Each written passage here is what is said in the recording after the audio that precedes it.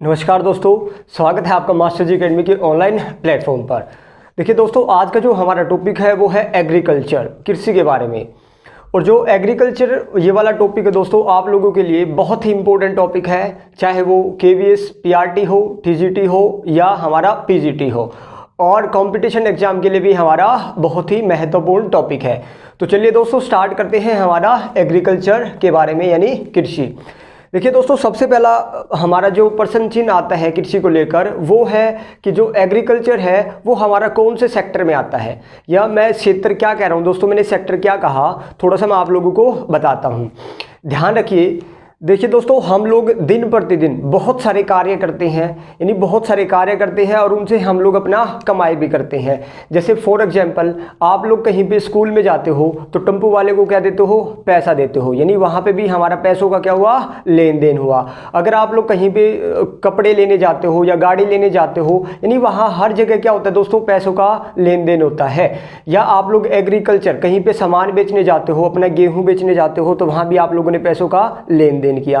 तो दोस्तों, संपूर्ण पैसे के लेन देन को हम तीन सेक्टर्स में डिवाइड करते हैं। एक होता है दोस्तों प्राथमिक क्षेत्र, एक होता है द्वितीयक क्षेत्र और एक होता है तृतीयक क्षेत्र। आप लोगों ने सुना होगा, ये थोड़ा सा इकोनॉमी का एंगल आ जाता है यहाँ पे, वहाँ हम अच्छे से बात करेंगे। दोस्तों देखो, प्राथमिक क्षेत्र क्या होता है, जहाँ भी एग्रीकल्चर के बारे में बात की जाए, जहाँ भी एग्रीकल्चर से रिलेटेड पैसों के लेन देन की बात की जाए, तो दोस्तों वो क्षेत्र होता है हमारा प्राथमिक क्षेत्र। द्वितीय क्षेत्र क्या होता है दोस्तों, सेकेंडरी क्षेत्र जिसे कहते हैं हम, जहां भी औद्योगिकरण यानी इंडस्ट्री की बात हो, इंडस्ट्री से पैसों का लेन देन की बात हो, तो वो हमारा सेकेंडरी सेक्टर होगा। और जहां पे दोस्तों गाड़ी यानी परिवहन, संचार या कम्युनिकेशन या हमारा बैंकिंग सेक्टर आदि की बात होती है, तो वो हमारा तृतीय क्षेत्र में आता है। तो दोस्तों, सबसे पहला ही हमारा क्वेश्चन है कि जो एग्रीकल्चर, ये हमारा टॉपिक है एग्रीकल्चर, तो पूरी तरह कृषि पे फोकस रहेगा। तो अभी मैंने बताया कि कृषि जो है एक प्राथमिक क्रिया है, एक हमारा प्राइमरी सेक्टर में आता है दोस्तों, समझ में आया। कृषि एक प्राथमिक क्रिया है। और दोस्तों, कृषि होता क्या है, कृषि में करते क्या है, जिसमें फसलों, फलों, सब्जियों, फलों आदि को उगाना तथा पशुपालन को शामिल किया जाता है। यानी दोस्तों, एग्रीकल्चर में ध्यान रखना, हम लोग कुछ उगाना, यानी चाहे फल उगाएं, चाहे सब्जी उगाएं, चाहे फूल उगाएं, फूलों को, इन चीज़ों को उगाना, प्लस में पशुपालन, एनिमल हस्बेंड्री को भी शामिल किया जाता है दोस्तों। एग्रीकल्चर में दोनों, चाहे पशुपालन हो चाहे किसी भी चीज को उगाना, ये दोनों ही हमारी क्या होती है, शामिल होती है।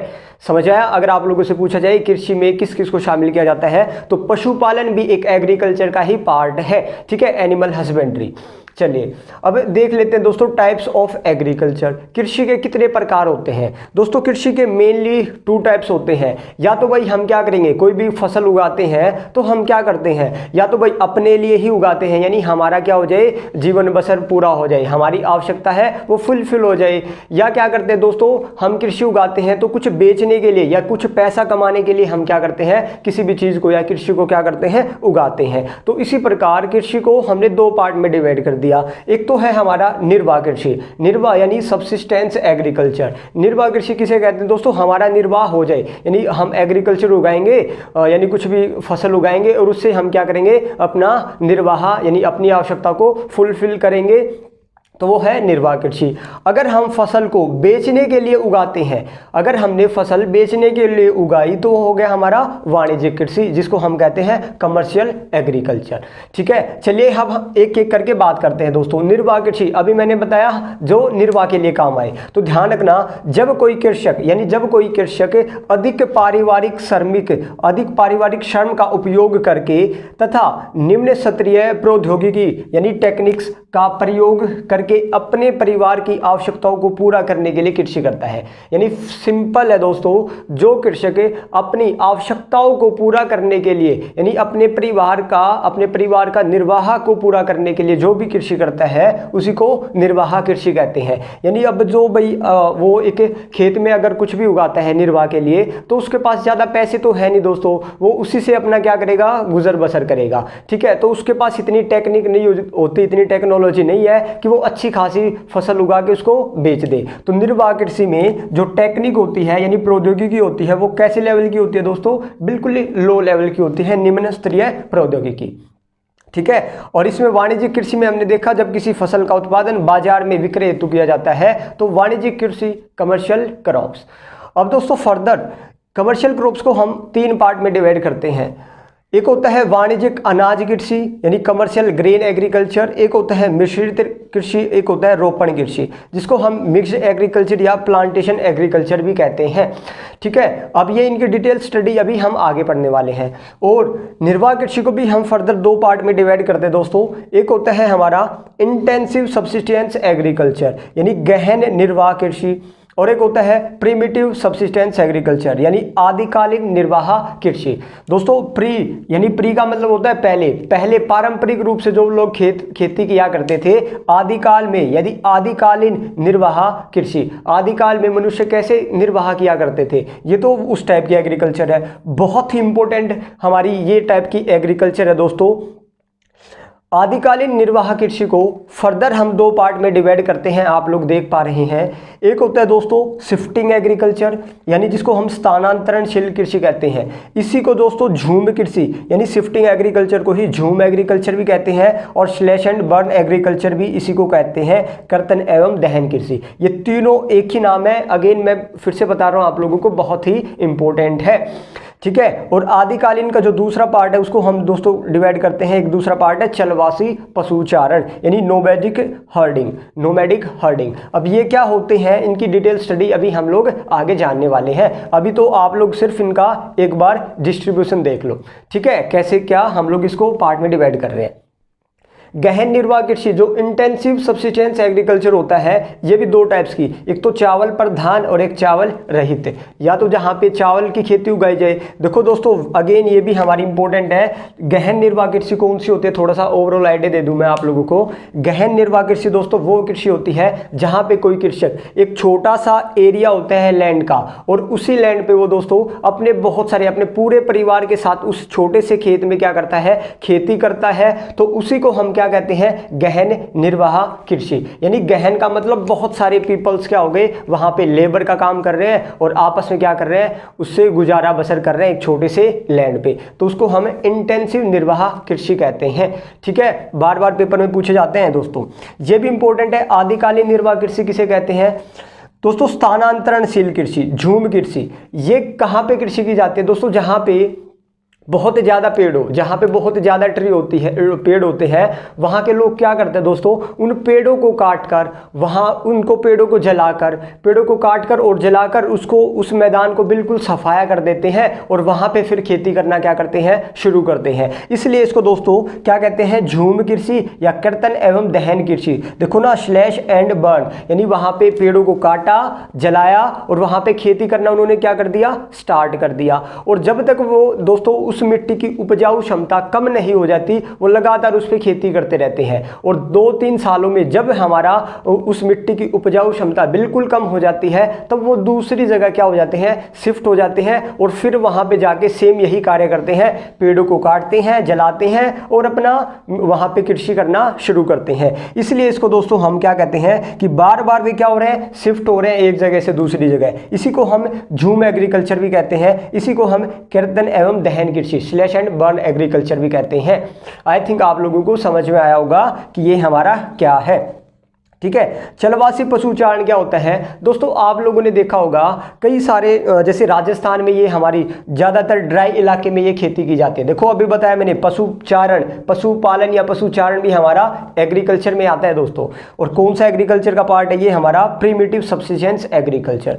तो इसमें क्या होता है, जो भी कृषक होता है दोस्तों या जो भी आदमी है, वो अपने पूरे परिवार के साथ बहुत सारे झुंड को लेकर, बहुत सारे पशुओं के झुंड को लेकर क्या होते हैं, चल पड़ते हैं। किसकी खोज में दोस्तों, चारागाह की खोज में। वो उनको चराने के लिए एक जगह से दूसरी जगह, दूसरी जगह से तीसरी जगह चलते रहते हैं। आप लोगों ने बहुत सारे राजस्थान से आदमी देखे होंगे जो गुजरात, राजस्थान, हरियाणा में जाते रहते हैं, पंजाब में अपने पशुओं को लेकर, बहुत सारी गायों को लेकर वहाँ पे चलते हैं।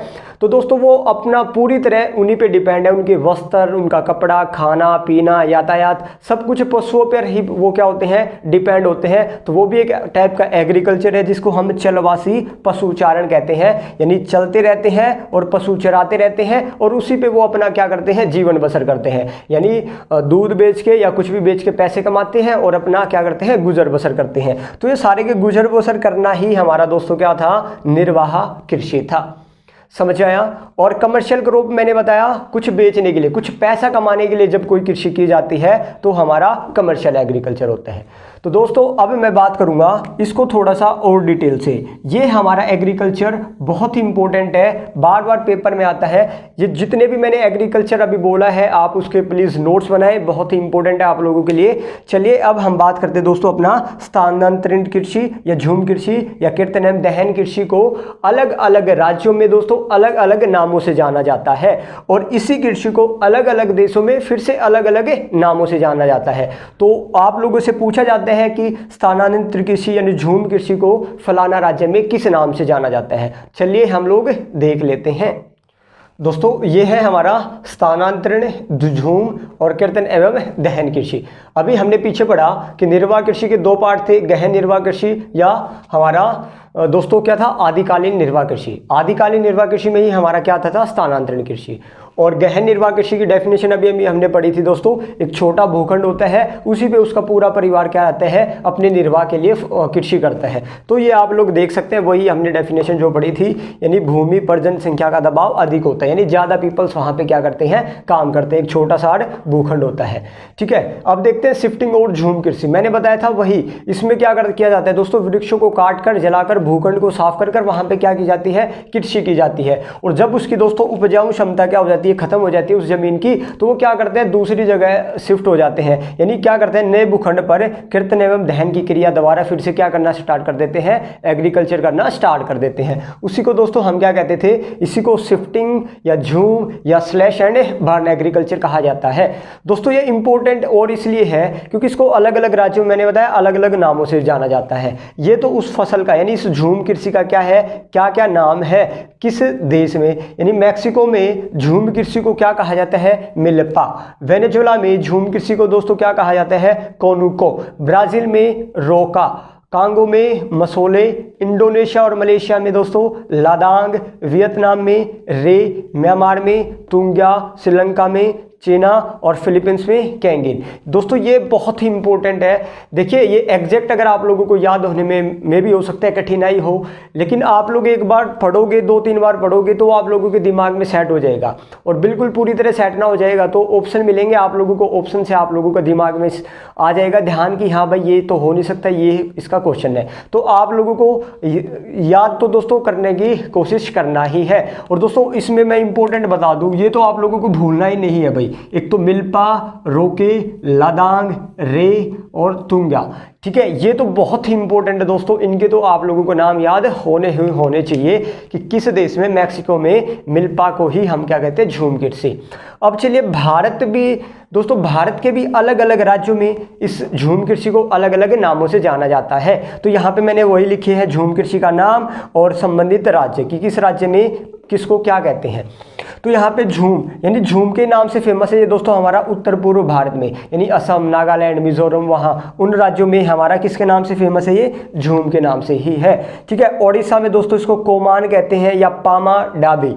आंध्र प्रदेश में पेड़ा या पोडू, झारखंड में कुरुवा। ठीक है, झारखंड में कुरवा। अंडमान निकोबार और छत्तीसगढ़ में दोस्तों इसको दीपा कहते हैं। हिमालय में खील, हिमालय में फूल खिलते हैं। तो इससे भी आप लोग कुछ न कुछ सिस्टम करके याद कर सकते हैं दोस्तों। पश्चिमी घाट में इसको क्या कहा जाता है, कुमारी। आपसे कहा जाएगा पश्चिमी घाट में शिफ्टिंग कृषि को किसके नाम से जानते हैं, कुमारी। मध्य प्रदेश में बेवर या झैया के नाम से हम लोग इसको जानते हैं।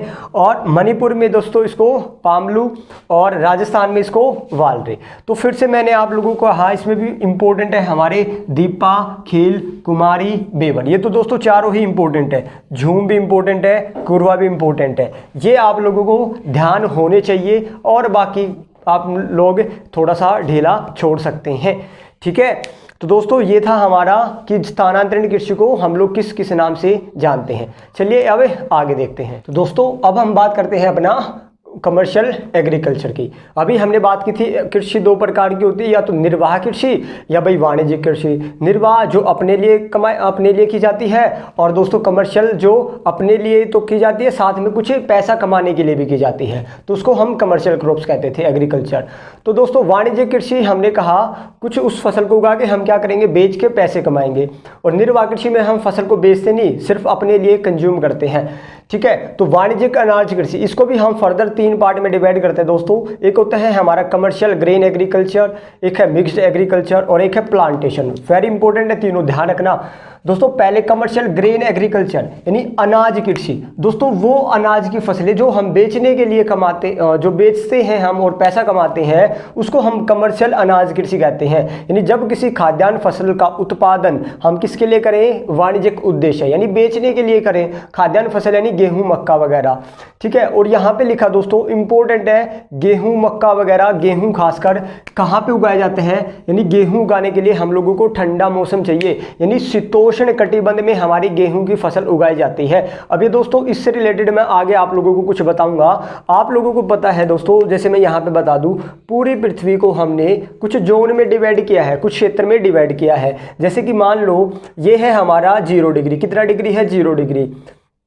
और दोस्तों ये है हमारा 23.5 डिग्री कर्क रेखा यानी नॉर्थ, और ये है दोस्तों हमारा 23.5 डिग्री मकर रेखा। क्या है, 23.5 डिग्री मकर रेखा। तो ध्यान रखना दोस्तों, इस वाले रीजन को 23.5 डिग्री नॉर्थ से लेके 23.5 डिग्री साउथ तक, इसको हम दोस्तों उष्ण कटिबंध क्षेत्र कहते हैं। कैसा क्षेत्र कहते हैं, उष्ण कटिबंध क्षेत्र, यानी इसको दोस्तों हमें ट्रॉपिकल रीजन कहते हैं। इंग्लिश में क्या कहेंगे इसको, हमें मैं आप लोगों को दिखा देता हूं, उसको हम कहते हैं दोस्तों ट्रॉपिकल रीजन, ठीक है, ट्रॉपिकल रीजन। तो ध्यान रखना दोस्तों, ट्रॉपिकल रीजन में हमारा हमेशा चावल की या रोपिंग कृषि कहाँ पे की जाती है, ट्रॉपिकल रीजन में। रोपण कृषि क्या होता है वो आगे हम बात करेंगे, ठीक है। प्लांटेशन, चावल मेन हमारा कहाँ पे उगाया जाता है, ध्यान रखना, उष्ण कटिबंध में। क्यों दोस्तों, चावल के लिए बहुत सारा पानी चाहिए, तो बहुत सारा पानी चाहिए तो हमारा इसी रीजन में बहुत ज़्यादा क्या होती है दोस्तों, वर्षा होती है।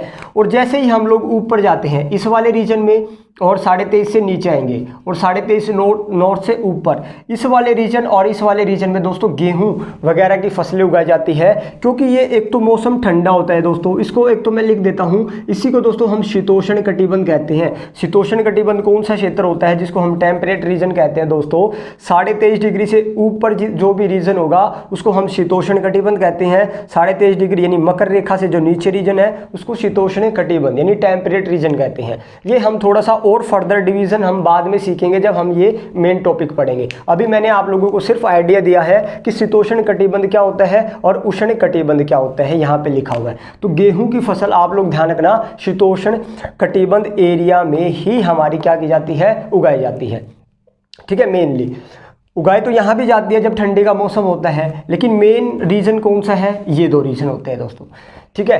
दोस्तों जब भी हमारी ये फसलें उगाई जाएगी, खाद्यान्न फसलें, तो खेत में सिर्फ एक ही फसल उगाई जाती है। तो यहाँ पे लिखा हुआ है एक ही फसली कृषि होती है दोस्तों। देखो एक ही फसल को एक विस्तृत कृषि भूखंड पर एक बड़े क्षेत्र में उगाया जाता है, ठीक है। मिक्स्ड कृषि कौन सी होती है दोस्तों, जो हम क्या करते हैं दोस्तों, पशुपालन भी करते हैं और अपनी वहाँ पे अपनी खेती भी एक ही साथ करते हैं।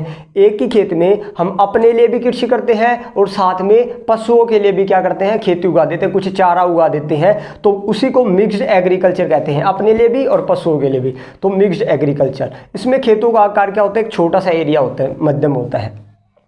रोपण कृषि क्या होता है दोस्तों, प्लांटेशन। आप लोगों को पता होगा चावल का एक एक पौधा लगाया जाता है खेतों में। जब एक एक पौध लगाई जाती है उसी को हम रोपना कहते हैं दोस्तों, रोपण कृषि कहा जाता है। तो इसमें बहुत ज़्यादा क्या किसकी ज़रूरत पड़ेगी, मेहनत की पड़ती है ज़रूरत, बहुत पूंजी की भी, यानी इससे बड़े पैमाने पर श्रम और लेबर की क्या होती है दोस्तों, आवश्यकता होती है, और कैपिटल की। और दोस्तों ये कैसी फसल है, एक उष्ण कटिबंधीय है। आप समझ गए ना, उष्ण कटिबंधीय प्लांटेशन कैसी एग्रीकल्चर है, कि उष्ण कटिबंधीय है। और इसमें उदाहरण क्या होगा दोस्तों, चाय है, कॉफ़ी है, केला है, रबड़ है, कपास, गन्ना, काजू। वेरी वेरी इंपॉर्टेंट है, आप लोगों से पूछा जा सकता है, 3 यहाँ से दे देगा और एक कोई भी दे देगा, बोल देगा मक्का, और पूछ लिया जाएगा कि निम्न में से कौन सी रोपण कृषि नहीं है, यानी जिसको रोप कर नहीं लगाया जाता। तो ध्यान रखना, केले को भी, गन्ने को भी एक एक पौधा इनकी लगाई जाती है, तब ये हमारे होते हैं। तो इसको हमें प्लांटेशन एग्रीकल्चर कहते हैं दोस्तों, समझ आया। तो दोस्तों इन कृषि के अलावा भारत में और भी विश्व में, ना केवल भारत में, और भी तरह तरह की क्या होती है, कृषि होती है, तो उनको भी हम लोग अब जानते हैं। तो आइए दोस्तों अब हम पढ़ते हैं अन्य कृषि के प्रकार। यानी कृषि के मुख्य प्रकार तो हम लोगों ने पढ़ लिए थे, टाइप्स ऑफ एग्रीकल्चर, या तो निर्वाह कृषि या कमर्शियल कृषि यानी वाणिज्यिक कृषि। उनके अलावा भी दोस्तों हमारी कुछ टाइप्स की एग्रीकल्चर होते हैं, कुछ कृषि होती है, वो कौन कौन सी होती है चलिए हम लोग देखते हैं। तो सबसे पहले यहाँ पे लिखा हुआ गहन कृषि, इंटेंसिव एग्रीकल्चर। दोस्तों वहाँ पे इंटेंसिव निर्वाह कृषि थी, यानी गहन निर्वाह कृषि था, वहाँ पे इंटेंसिव सब्सिस्टेंस एग्रीकल्चर। ठीक है, यहाँ पे निर्वाह नहीं है। निर्वाह होता तो क्या होता, उस जमीन पे बस वो अपने निर्वाह के लिए ही करते, वहाँ पे पूंजी और पैसा क्या लगता, कम लगता, टेक्निक भी क्या लगती, कम लगती। लेकिन गहन कृषि कहाँ पे होती है दोस्तों, ये पॉइंट तो वहाँ भी सेम था कि जहाँ कृषि भूमि की उपलब्धता क्या हो दोस्तों, कम हो और जनसंख्या का दबाव अधिक रहता हो। ये प्रॉपर्टी तो इसकी और उसकी सेम है, लेकिन दोस्तों ये प्रॉपर्टी क्या है, अलग है। वहाँ पे तो पैसा नहीं था भाई आदमियों के पास, लेकिन यहाँ पे क्या होता है, यहाँ पे आदमियों के पास पैसा है लेकिन जमीन नहीं है। अब पैसा है तो वो वहाँ पे उस छोटे से खेत में लेबर भी ज़्यादा लगा सकते हैं, पूंजी भी ज़्यादा लगा सकते हैं और अपना उत्पादन कर सकते हैं। तो यहाँ अधिक मात्रा में श्रम और पूंजी की आवश्यकता होती है। तो ये था हमारा गहन कृषि। ठीक है, इसके अलावा दोस्तों पशुपालन कृषि, जिसको रैंचिंग एग्रीकल्चर यानी पशुपालन, या इसी को दोस्तों फैक्ट्री एग्रीकल्चर, कारखाना कृषि भी इसी में शामिल होता है। एक एग्रीकल्चर है हमारा ये, यानी जहाँ पे दोस्तों जहाँ पे कुछ फसलों को उगाया नहीं जाता, केवल और केवल क्या किया जाता है, पशुपालन किया जाता है। तो मैंने बताया था पशुपालन भी एक हमारा क्या होता है, कृषि होता है। तो दोस्तों वही है, जहाँ इसमें फसलों का उत्पादन नहीं किया जाता, केवल क्या किया जाता है दोस्तों, पशुओं को पाला जाता है। जैसे डेयरी कृषि, आप लोगों ने डेयरी देखी होगी ना, दूध वाली डेयरी, वहाँ पे पशुओं को रखा जाता है, तो वो भी एक प्रकार की एग्रीकल्चर है। उसको हम दोस्तों फैक्ट्री एग्रीकल्चर या डेयरी कृषि कहते हैं। ठीक है, या रैंचिंग एग्रीकल्चर, भेड़ बकरी चराना, पशुधन, तो ये सारे के सारे हमारे किस में आ जाएंगे, पशुपालन या रैंचिंग एग्रीकल्चर में। ठीक है, अब एक कृषि होता है दोस्तों ट्रक एग्रीकल्चर। देखिए आप लोगों से ना कोई भी कृषि का नाम दे दिया जाता है पेपर्स में और पूछ लिया जाता है ये किससे रिलेटेड है। ठीक है, ट्रक कृषि किसे कहा जाता है दोस्तों, ध्यान रखना, जहाँ पे फल और सब्जियां उगाई जाती है उनको हम क्या कहते हैं भाई, जहाँ पे फल और सब्जियां उगाई जाती है तो उन खेतों से फिर मार्केट में ट्रक में भर के ही तो हम फल और सब्जियों को ले जाएंगे मार्केट तक। तो ट्रक में भर के ले जाते हैं, तो उसी के नाम पे दोस्तों हम इसका नाम क्या रखा गया है, ट्रक कृषि। तो सिंपल ध्यान रखना है, जहाँ पे फल और सब्जियां उगाई जाती है उस कृषि को ट्रक कृषि कहा जाता है। ठीक है, नेक्स्ट है दोस्तों सहकारी कृषि, अगेन वेरी इंपॉर्टेंट। ये सारे के सारे इंपॉर्टेंट है दोस्तों, बार बार किसी न किसी पेपर में हमारे आती रहती है, आपसे डेफिनेशन पूछ लिया जाता है। ठीक है, कोऑपरेटिव एग्रीकल्चर, सहकारी कृषि। देखो सहकारी यानी जब क्या होता है दोस्तों, मान लो कोई गरीब किसान होते हैं बहुत सारे, वो क्या करते हैं, कई सारे किसान मिलकर आपस में मिलके क्या करेंगे, एक ही भूमि, बड़ी भूमि बना लेंगे, अपनी अपनी छोटी छोटी भूमियों से एक बड़ी भूमि बना के उस पर सारे के सारे पैसा लगा देंगे, ट्रैक्टर ले आएंगे और खाद ले आएंगे, यानी पूंजी इकट्ठा कर लेंगे और फिर इकट्ठा होकर क्या करेंगे, एग्रीकल्चर उगाएंगे। तो उसी को हम सहकारी कृषि कहते हैं, कोऑपरेटिव एग्रीकल्चर। यानी बहुत सारे किसान अपनी भूमि यानी अपनी लैंड, लेबर, पूंजी को इकट्ठा कर जब कृषि करते हैं दोस्तों, उसी को हम कोऑपरेटिव एग्रीकल्चर कहते हैं। ठीक है, एक दोस्तों फिर से इंपॉर्टेंट आ गया टेरेस फार्मिंग, या जिसको सीढ़ीदार कृषि कहा जाता है, या समोच्च मेड यानी जिसको हम काउंटर बर्निंग कहते हैं। दोस्तों सीढ़ीदार कृषि या टेरेस फार्मिंग कहाँ की जाती है, पहाड़ी इलाकों में। क्या होता है आप लोगों को पता है, ढलान इस प्रकार होता है दोस्तों पहाड़ी इलाकों में। तो क्या होता है, अगर वहाँ पे दोस्तों हम कुछ एग्रीकल्चर उगाते हैं तो क्या होगा, वहाँ पानी भी देना पड़ेगा। पानी देंगे तो दोस्तों, यहाँ पानी देंगे तो सारा का सारा पानी बह के नीचे आ जाएगा। तो उस पानी को बह के नीचे आ जाएगा, उसको रोकने के लिए हम ना दोस्तों मेड लगा देते हैं। क्या लगा देते हैं, जगह जगह मेड लगा देते हैं। मेड यानी काउंटर बंडिंग कर देते हैं उसकी। तो यहाँ पहाड़ी ढलानों पर की जाने वाली कृषि होती है दोस्तों सीढ़ीदार कृषि। या आप लोगों को पता है जैसे एक सीढ़ीदार है, जहाँ पे समोच्च समान ऊंचाई है वहाँ पे एग्रीकल्चर करके फिर मेड लगा देंगे। फिर ढलान आएगी, जहाँ पे समान ऊंचाई है फिर से वहाँ पे क्या कर देंगे, देखो आप लोग जैसे ये पहाड़ है हमारा, तो क्या करेंगे, यहाँ पे मेड लगा देंगे, यहाँ पे मेड, यहाँ पे मेड, यहाँ पे मेड, ताकि क्या हो, वो पानी उस मिट्टी को बहा के नीचे ना ले आए। और नीचे ले आएगा तो दोस्तों कृषि नहीं होगी। तो बंडिंग लगाना बहुत ही जरूरी होता है। आप लोगों से पूछ लिया जाता है टेरेस फार्मिंग कहाँ की जाती है। ठीक है, तो कहाँ पे, पहाड़ी ढलान यानी जहाँ पे हिल स्लोप होते हैं। ठीक है, तो दोस्तों आई थिंक आप लोगों को ये कृषि समझ में आ गई होगी। ठीक है, अब दोस्तों ये तो थे हमारे अब तक एग्रीकल्चर के टाइप्स ऑफ एग्रीकल्चर। अब हम बात करेंगे कि जो लोग होते हैं, आदमी होते हैं, वो कृषि कितने प्रकार से करते हैं। टाइप्स तो पढ़ लिए कौन कौन से होते हैं, अब वो करते कैसे हैं उनको, उसके भी बहुत सारे टाइप होते हैं, यानी उनकी क्या क्या टेक्निक्स होती है, वो बुआई जुताई कैसे करते हैं, तो हम अब उनके टाइप से पढ़ने वाले हैं। ठीक है, आई थिंक आप लोगों को समझ आ गया। चलिए पढ़ते हैं उनको। दोस्तों अब तक हम लोगों ने कृषि के प्रकार जाना था कि कृषि कितने प्रकार की होती है, टाइप्स ऑफ एग्रीकल्चर। अब हम जानेंगे दोस्तों एग्रीकल्चर को करने का तरीका, यानी करने के क्या क्या तरीके हैं ताकि हम प्रोडक्शन को बेहतर ढंग से प्राप्त कर सके, बहुत ज़्यादा से ज़्यादा हम उत्पादन कर सके उस ज़मीन से। तो ये हमारे दोस्तों कुछ तरीके हैं कृषि को करने के, बहुत ही इंपॉर्टेंट है। चलिए एक बार देख लेते हैं कृषि विधि एवं तकनीक, टेक्निक्स ऑफ एग्रीकल्चर। दोस्तों एक टेक्निक होती है परती छोड़ना, फेलो फार्मिंग।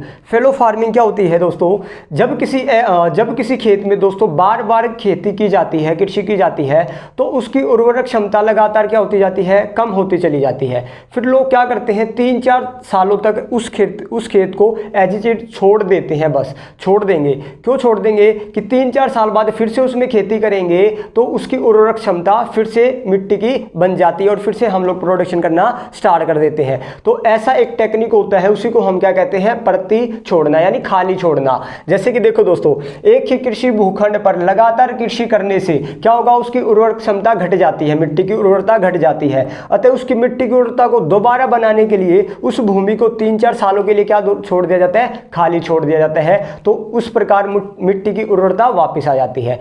ठीक है, एक दूसरा तरीका होता है दोस्तों क्रॉप एग्रीकल्चर, क्रॉप रोटेशन, चक्रीय कृषि जिसे कहा जाता है। इसमें टेक्निक क्या है दोस्तों कृषि करने की, यानी उत्पादन बेहतर ढंग से प्राप्त करने की क्या टेक्निक है दोस्तों, कृषि भूखंड को परती छोड़ने के बजाय क्या किया जाता है इसमें, यानी जैसे खाद्यान्न फसल उगाई, खाद्यान्न फसल के बाद हम क्या करेंगे, तुरंत ही लेग्यूमिनस क्रॉप्स यानी दलहन फसल लगा देंगे, फिर से खाद्यान्न फसल, फिर से दलहन फसल। इससे होता क्या है दोस्तों, जो खाद्यान्न फसलें होती है जैसे कि गेहूं हो गया, गेहूं क्या करती है, मिट्टी की उपजाऊ क्षमता को छीन लेती है या एब्जॉर्ब कर लेती है, उसके पोषण तत्वों को, मिट्टी के पोषण तत्वों को एब्जॉर्ब कर लेगा।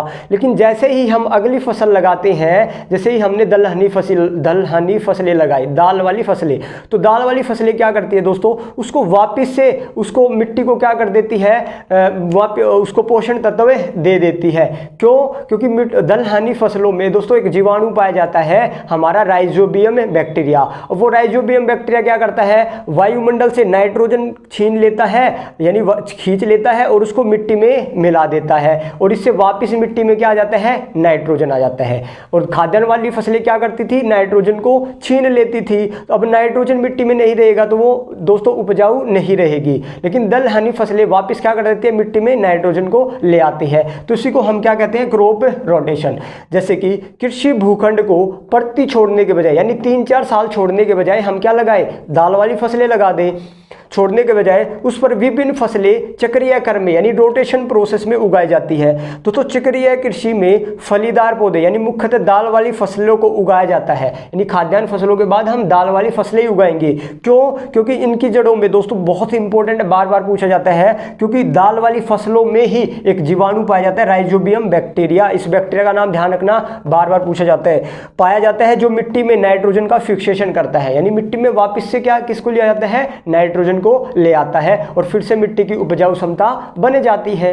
ठीक है, एक तरीका होता है दोस्तों मिश्रित फसलें। मिश्रित फसलें क्या होता है, यानी एक ही टाइम 2 फसलों को उगाना। एक खेत था, एक ही खेत में हमने क्या कर दिया, 2 फसलें ऐसे लगा दी कि एक फसल तो मिट्टी की उर्वरक क्षमता को खींच लेती है, लेकिन दूसरी फसल क्या करती है, उसको दोबारा से मिट्टी में उपजाऊ, उसको उर्वरक क्षमता, उस पोषण तत्व दे देती है। तो ऐसी फसलों को, ऐसा एक दोस्तों तकनीक को हम मिश्रित फसल कहते हैं। यानी एक ही खेत में 2 फसलों को लगाना। एक फसल क्या करेगी, छीन लेगी पोषण तत्वों को, दूसरी फसल क्या करेगी, वापस उसमें मिट्टी में मिला देगी। ये प्रोसेस हमारा चलता रहता है। दोस्तों एक तरीका होता है हमारा द्विफसलीय कृषि, बाई क्रॉप्ड फसल।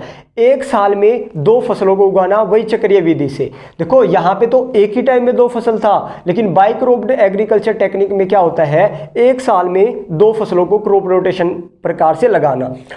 ठीक है, यानी एक बार खाद्यान्न फसलें लगाई, फिर 3-4 महीने जब बारी आएगी फिर से हम क्या लगाएंगे, दलहनी फसलें लगा देंगे। दलहनी फसलें वापस उसमें क्या कर देगी, उपजाऊ क्षमता बना देगी। फिर से खाद्यान्न फसलें उगाएंगे तो वो छीन लेगी, यानी एक रोटेशन चलता रहता है। ठीक है दोस्तों, एक होता है रिले एग्रीकल्चर। क्या होता है, रिले एग्रीकल्चर। रिले एग्रीकल्चर क्या होता है दोस्तों, जब हम कोई फसल उगाते हैं खेत में तो उसकी कटाई भी करते हैं, तो उसकी कटाई करने से पहले ही हम क्या कर दे, दूसरी फसल को उसी खेत में लगा दे जहां भी रिक्त स्थान होगा, उसी को हम क्या कहते हैं, रिले एग्रीकल्चर। यानी इस विधि के अंतर्गत पहली फसल को काटने से पहले ही इसके मध्य उपस्थित रिक्त स्थानों में दूसरी फसल लगा दी जाती है, ताकि दोस्तों उसमें मिट्टी में उर्वरक क्षमता और ज्यादा आ जाए। ठीक है, ये हमारी कुछ टेक्निक्स होती है एग्रीकल्चर को कैसे किया जाता है। दोस्तों आप लोगों से पूछा जा सकता है कि मिश्रित फसलें क्या होती है, रिले एग्रीकल्चर में क्या होता है, बाइक रोड में क्या होता है। ठीक है, ये आप लोगों से पूछ लिया जाता है। जुताई रहित कृषि क्या होता है, नो टिल फार्मिंग या जीरो टिलेज जिसे कहते हैं। टिलेज का मतलब होता है जो तो जुताई करना, यानी खेत खाली पड़े रहते हैं, खेत खाली में ही क्या करते हैं उसको, पहले तो क्या किया जाता है दोस्तों, उसकी जुताई की जाती है ट्रैक्टर से। लेकिन जुताई किए बिना ही अगर हम फसल उगा दें तो उसी को हम जुताई रहित कृषि कहा जाता है दोस्तों। यानी इसमें भूमि को बिना जोते ही बार बार कृषि की जाती है, ये एक हमारी टेक्निक है दोस्तों। इससे होता क्या है, इससे हमारे पैसे बचते हैं, हमें ट्रैक्टर वाले को पैसे नहीं देने के पड़ेंगे, धन की बचत होती है और भी बहुत सारी फसल इसमें हमारा यूज होता है। इसके कुछ नुकसान भी होते हैं दोस्तों, मिट्टी की उर्वरक क्षमता बार बार क्या होती रहती है, मिट्टी से छीन ली जाती है, किसके द्वारा, फसलों द्वारा। इसी को नो टिल फार्मिंग या जीरो टिलेज कहते हैं। कंजर्वेटिव टिलेज यानी संरक्षण जुताई, यानी थोड़ा बहुत जुताई इसमें की जाती है। तो ये हमारे कुछ मेथड्स है, आप लोगों को ध्यान रखना है कृषि करने के। दोस्तों एक होता है ऑर्गेनिक फार्मिंग, जैविक कृषि। आजकल इसका बहुत दोस्तों चर्चा में चलती है, जैविक कृषि पे ध्यान देना चाहिए। जैविक कृषि पे हम क्या करते हैं दोस्तों, आपको पता है बहुत सारे पेस्टिसाइड यानी कीटनाशक दवाएं यानी उर्वरक फर्टिलाइजर्स यूज करते हैं ज़्यादा से ज़्यादा प्रोडक्शन करने में। लेकिन जैविक कृषि में दोस्तों बिना उर्वरक और कीटनाशक दवाइयों के हम लोग क्या करते हैं, क्रॉप रोटेशन से यानी इन विधियों से, चक्रीय विधि से या हरी खाद गेर कर हम मिट्टी की उपजाऊ क्षमता को बनाते हैं। यानी बाहरी चीज हम लोग कुछ भी नहीं उसमें करते, ऐसी कृषि को हम जैविक कृषि कहते हैं। और सिक्किम भारत का पहला एक ऐसा राज्य है जिसने अपने पूरे राज्य को जैविक कृषि में बदल दिया, यानी वहाँ पे पेस्टिसाइड और फर्टिलाइजर्स का यूज बिल्कुल नहीं होता दोस्तों। ठीक है, वो तो हानिकारक होता है सेहत के लिए भी। तो ऑर्गेनिक फार्मिंग आप लोगों को ध्यान रखना। दोस्तों एक छोटा सा पॉइंट यहाँ भी ध्यान रखना, खट्टे फलों की कृषि, सोर क्रॉप्स यानी खट्टे फलों की कृषि जैसे अंगूर हो गए, ये मेन कहाँ पे की जाती है वर्ल्ड में, भूमध्य सागरीय यानी मेडिटेरियन सी के आसपास इलाकों में खट्टे फलों की क्या की जाती है, कृषि की जाती है। समझ में आया। तो ये थी दोस्तों हमारा कृषि करने की तकनीक कि कैसे टेक्निक, क्या क्या टेक्निक हम लोगों को अपनानी चाहिए कृषि करते वक्त, यानी फसल का उत्पादन करते वक्त, ताकि मिट्टी की उपजाऊ क्षमता बनी रहे। समझ आया। अब चलिए दोस्तों हम थोड़ा सा आगे कुछ फैक्चुअल क्वेश्चन करते हैं। चलिए दोस्तों अब हम बात करते हैं कुछ फैक्चुअल क्वेश्चंस की। दोस्तों हमारे देश में कृषि से रिलेटेड कई सारी क्रांतियां होती रही है, कई सारे रिवॉल्यूशन होते रहे हैं। तो उन्हीं रिवॉल्यूशन से रिलेटेड हम कुछ बात कर लेते हैं। जैसे आप लोग यहाँ पे देखो दोस्तों, आप लोगों से पूछा जाता है कि फलाना रिवॉल्यूशन का संबंध किससे है, तो सिंपल आप लोगों को ये फैक्चुअल ध्यान रखना है, इनके बारे में डिटेल स्टडी हम कभी किसी लेक्चर में लेंगे। तो हरित क्रांति ग्रीन रिवॉल्यूशन का संबंध किससे दोस्तों, कृषि उत्पादन से। चावल और गेहूं की कृषि उगाई गई थी। नीली क्रांति ब्लू रिवॉल्यूशन का संबंध है मछली उत्पादन से। व्हाइट रिवॉल्यूशन दूध उत्पादन से, दुग्ध उत्पादन से। गोल राउंड रिवॉल्यूशन का दोस्तों आलू से, पोटैटो से। गोल्डन रिवॉल्यूशन का बागवानी यानी फल और सब्जियों का संबंध किससे है, सुनहरी क्रांति से।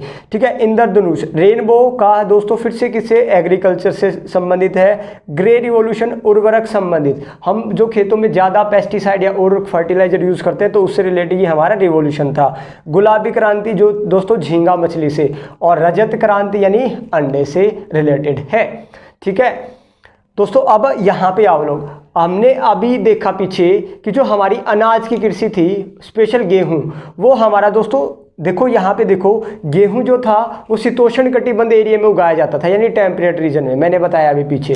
और जो चावल है दोस्तों वो उष्ण कटिबंधीय क्षेत्र में उगाया जाता है। ठीक है। अब आप पहले देखो कि ये है तो है 0 डिग्री, ये है हमारी अर्थ 0 डिग्री 23.5 यानी कर्क रेखा, ये है दोस्तों हमारी कर्क रेखा, और ये है मकर यानी ट्रॉपिक ऑफ कैंसर और ट्रॉपिक ऑफ कैप्रिकॉर्न। ठीक है दोस्तों, तो मैंने बताया था कि ट्रॉपिक ऑफ कैंसर और ट्रॉपिक ऑफ कैप्रिकॉर्न के बीच में जितना भी एरिया है उसी को दोस्तों हम ट्रॉपिकल रीजन कहते हैं, उष्णकटिबंधीय क्षेत्र। यहीं पे ज़्यादा बारिश होती है, ज़्यादा टेम्परेचर भी यहीं है, इसलिए चावल की खेती भी कहाँ पे की जाती है, यहीं पे। लेकिन दोस्तों ध्यान रखना, इससे जैसे ही हम नीचे आएंगे यानी मकर रेखा से नीचे, कर्क रेखा से ऊपर, तो ये हमारा टेम्परेट रीजन शुरू हो जाता है जिसको हम शीतोष्ण कटिबंध कहते हैं। और शीतोष्ण कटिबंध में दोस्तों हमारा किसकी खेती की जाती है, अनाज की, यानी गेहूं की खेती की जाती है।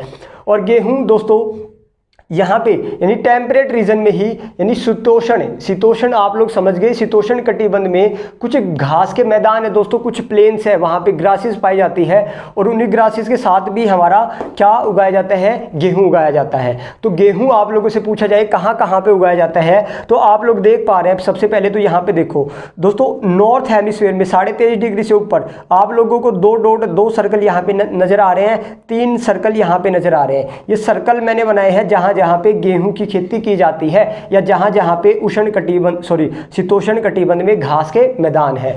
तो चलिए दोस्तों, सबसे पहले आप लोग देखो, ये मैंने क्या बनाया है, हमारे टोटल महाद्वीप कितने हैं दोस्तों, 7 महाद्वीप है। ठीक है, 7, अब 8 आ गया जीलैंड, या वो हम बाद में डिस्कस करेंगे। तो अभी के लिए कितने हैं, 7 महाद्वीप। ये है दोस्तों उत्तरी अमेरिका महाद्वीप, नॉर्थ अमेरिका। ये है हमारा साउथ अमेरिका महाद्वीप, दक्षिणी अमेरिका। ठीक है, जैसे हम इससे आगे चलेंगे, ये है दोस्तों यूरोप और ये है हमारा अफ्रीका। ठीक है, अफ्रीका। ये है दोस्तों एशिया और ये है ऑस्ट्रेलिया, ये है ऑस्ट्रेलिया। और दोस्तों ये है अंटार्कटिका। तो कितने हो गए दोस्तों, 7। मैं फिर से रिकॉल करवाता हूं, उत्तरी अमेरिका, दक्षिणी अमेरिका, यानी north America, south America, Europe है और अफ्रीका है दोस्तों। ठीक है, यूरोप और अफ्रीका के ये जो बीच में जो आप लोगों को एरिया दिखाई दे रहा है दोस्तों, इसी को हम मेडिटेरियन सी कहते हैं, भूमध्य सागर। और भूमध्य सागर में ही खट्टे फलों की कृषि की जाती थी, वो हमने पिछली स्लाइड में देखा था। ठीक है, और दोस्तों ये है हमारा एशिया, दुनिया का सबसे बड़ा महाद्वीप एशिया, और इससे नीचे है ऑस्ट्रेलिया। अब देखो दोस्तों, इनके बिल्कुल आप लोग देखोगे कि बिल्कुल नीचे नीचे वाले इलाकों में ही हमारे कौन से घास के मैदान पाए जाएंगे, शीतोष्ण घास के मैदान। क्यों, क्योंकि ये ऊपर या तो यहाँ मिलेंगे या यहाँ मिलेंगे। तो ध्यान रखना, पहले मैं यहाँ की बात करता हूँ। अमेरिका के लोग दोस्तों प्रेयर करते हैं, क्या करते हैं, प्रेयर। याद रखने के लिए दोस्तों, उत्तरी अमेरिका में प्रेरीज घास के मैदानों में हमारा क्या किया जाता है, गेहूँ उगाया जाता है। या आप लोगों से पूछा जाए कि नॉर्थ अमेरिका या प्रेरीज घास के मैदान कैसे है, शीतोष्ण है या उष्ण कटिबंधीय है, तो आप कहोगे दोस्तों टेम्परेट रीजन के ग्रासलैंड है। ठीक है, जहां पे गेहूं की खेती की जाती है। तो प्रेरीज घास के मैदान कहां पे पाए जाएंगे, नॉर्थ अमेरिका में। ध्यान रखना, अमेरिका में प्रेयर करते हैं। ठीक है, अर्जेंटीना के लोग दोस्तों, ये है साउथ अमेरिका। ठीक है, साउथ अमेरिका में अर्जेंटीना एक देश है, अर्जेंटीना देश में सब लोग पास हो गए। पंपास घास के मैदान क्या है दोस्तों, शीतोष्ण घास के मैदान है। अफ्रीका में आओगे तो दक्षिण अफ्रीका एक देश है, यहाँ पे वेल्ड घास के मैदान। दोस्तों अफ्रीका के लोग काले होते हैं, आपको पता है, वो वेल्ड ज़्यादा करते हैं। ठीक है, वेल्डिंग ज़्यादा करते हैं, तो उनसे काले होगे। तो ध्यान रखना, वेल्ड घास के मैदान कहाँ पे पाए जाएंगे, आप लोगों को ध्यान रखना है, दक्षिण अफ्रीका में। और कैसे है, शीतोष्ण घास के मैदान है। डाउन्स, ऑस्ट्रेलिया यानी डाउन में ही है दोस्तों शीतोष्ण घास के मैदान, ऑस्ट्रेलिया में डाउन्स। और ये बनाया मैंने न्यूजीलैंड में कैंटरबरी दोस्तों, कैंटरबरी। ठीक है, और एशिया और यूरोप में यानी यूरेशिया एक दूसरे से सटे हुए हैं दोस्तों। यहाँ पे स्टेपीज घास के मैदान कहाँ कैसे है, शीतोष्ण घास के मैदान। ठीक है दोस्तों, यहाँ से मैं एक बार फिर से बता देता हूँ क्वेश्चन कैसे आने वाला है आप लोगों का। आपसे पूछा जाएगा नॉर्थ अमेरिका में शीतोष्ण घास के मैदान को क्या कहा जाता है, या यूरोप में क्या कहा जाता है, या अफ्रीका में क्या कहते हैं, ऑस्ट्रेलिया में क्या कहते हैं, या ठीक है इनमें क्या कहते हैं। या दूसरा क्वेश्चन कैसे किया जा सकता है आप लोगों से कि भाई आप लोगों से क्वेश्चन किया जाएगा कि डाउन्स, आप लोगों को नाम दे दिया जाएगा, डाउन्स घास के जो मैदान है, ग्रासलैंड है, वो हमारे शीतोष्ण है या उष्ण कटिबंधीय है। तो कैसे है दोस्तों, वो शीतोष्ण है। ठीक है, ये हमने स्पेसिफिक लिखा है टेम्परेट ग्रासलैंड। तो दोस्तों ये था हमारा एग्रीकल्चर का टॉपिक, कृषि का एक बहुत बड़ा टॉपिक था और बहुत ही इंपॉर्टेंट टॉपिक है। तो मे भी आप लोगों को दोस्तों समझ में आया होगा। तो दोस्तों आज के लिए क्लास को ओवर करते हैं, आज के लिए इतना ही। तब तक के लिए धन्यवाद दोस्तों, मिलते हैं अपनी नेक्स्ट क्लास में। जय हिंद, जय भारत।